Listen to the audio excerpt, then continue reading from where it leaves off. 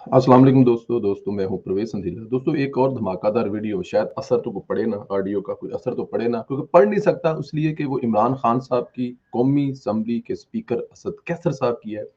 अगर ये यूसुफ रजा गिलानी साहब होते तो उन पर नैब में केस चलता कि उन्होंने नौकरियां दी लोगों को। अ, जब वो स्पीकर थे तो इसलिए उन्होंने करप्शन की है।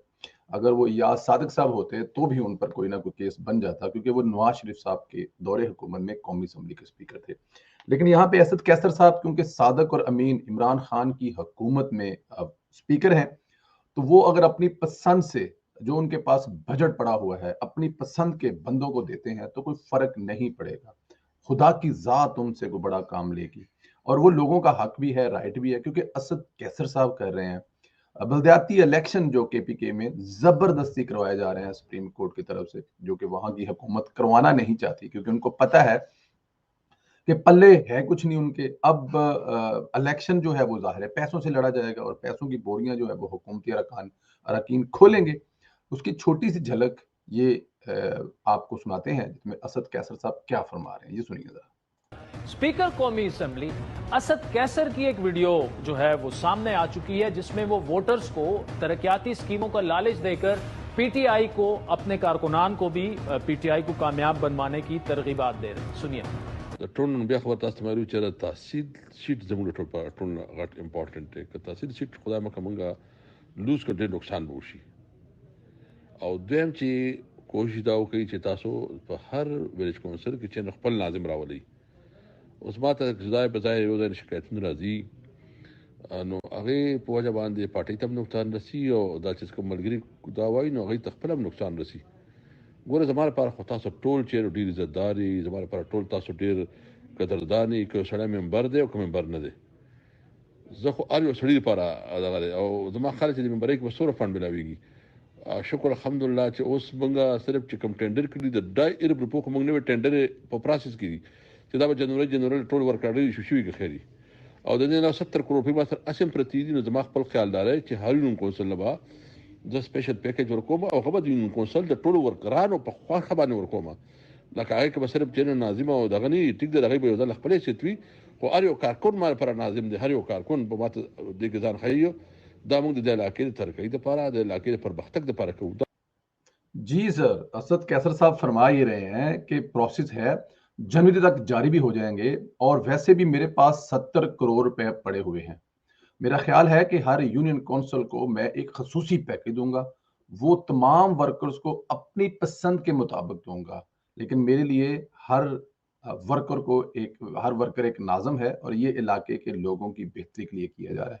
पहली मर्तबा है कि हमारे लोगों को सवाबी में मौका मिला। अल्लाह हमसे बड़े बड़े काम लेगा। अल्लाह इनसे बड़े बड़े काम कब लेगा, ये बात आउट ऑफ अभी जरा सिलेबस है, पता नहीं है ये इनसे बड़े काम कब लिए जाएंगे। लेकिन वो ये कह रहे हैं कि अपनी पसंद के वर्करों को वो 70 करोड़ रुपए बांटेंगे, और बांटने का मकसद ये है कि वो इलेक्शन में वो पैसे लगा सकें और कामयाब हो सकें। वो कह रहे हैं कि पहली दफा सवाबी में हमारे इलाके में हमें कोई ऐसा हाथ मारने का मौका मिला है कि हम अपनी मर्जी से पैसे बांटें, और पैसे बांटने से हम वोट खरीद सके।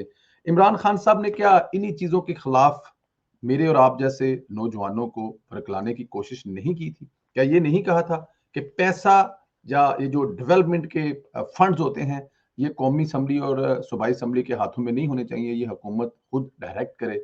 आज असद कैसर साहब की ये ऑडियो साबित क्या कर रही है? क्या इमरान खान जो कहा करते थे ये वही है? नहीं, ये बिल्कुल वो नहीं है। ये एक जैसा कि लाहौर के इलेक्शन में लोगों ने पैसे भी ले लिए और वोट भी नहीं दिए। तो जहां भी आप जो भी करेंगे, गुर्बत के मारे हुए, अफलास के मारे हुए, भूख के मारे हुए लोग पैसे आप जरूर लेंगे, आपसे बिल्कुल लेंगे, और लेने भी चाहिए उनसे, क्योंकि आप लोगों ने सरकारी पैसे का जितना गलत इस्तेमाल किया है शायद ही किसी ने किया हो। आज आप लोगों को पता होगा, नॉलेज में होगा कि सुप्रीम कोर्ट ने मना किया था वज़ीर आज़म को कि आप केपीके नहीं जाएंगे, क्योंकि वहां पे बलदियाती इलेक्शन हो रहे हैं। लेकिन वो धज्जियां उड़ाते हुए कानून की केपीके गए और वहां पे जो अपनी मसरूफियात का पूरा दिन गुजारा। चीफ एग्जीक्यूटिव पाकिस्तान जनाब इमरान खान साहब अगर सुप्रीम कोर्ट का हुक्म नहीं मानेंगे, तो मैं और आप सुप्रीम कोर्ट का हुक्म किस तरह मानेंगे? क्या मुझे और आपको हिम्मत नहीं होगी? कि हम भी नहीं मानते, क्योंकि इस मुल्क का वज़ीर आज़म नहीं मानता। और वो पहली दफा ऐसा नहीं हुआ, इससे पहले भी इमरान खान साहब अब पेश ही नहीं होते थे, कह रहा था कि अदालत में मैं पेश हूँ, इमरान खान अदालत में पेश हो, इमरान खान सुप्रीम कोर्ट में पेश हो।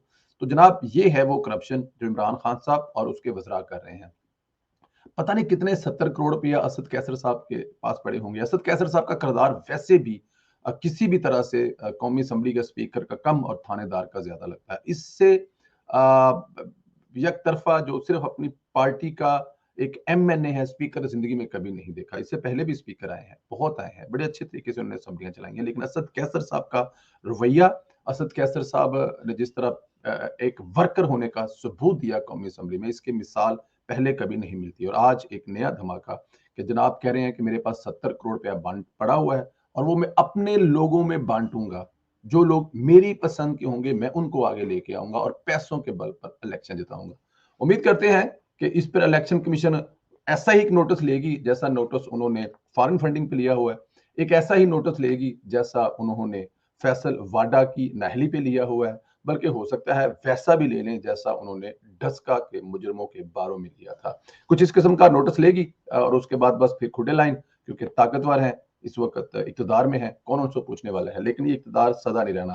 पंजाबी च कहते हैं ना, सदा बागे ना, सदा ना बागे बुलबुल बोले, सदा ना बागे बहार। तो ये बहार सदा नहीं रहनी है, ये एक दिन खत्म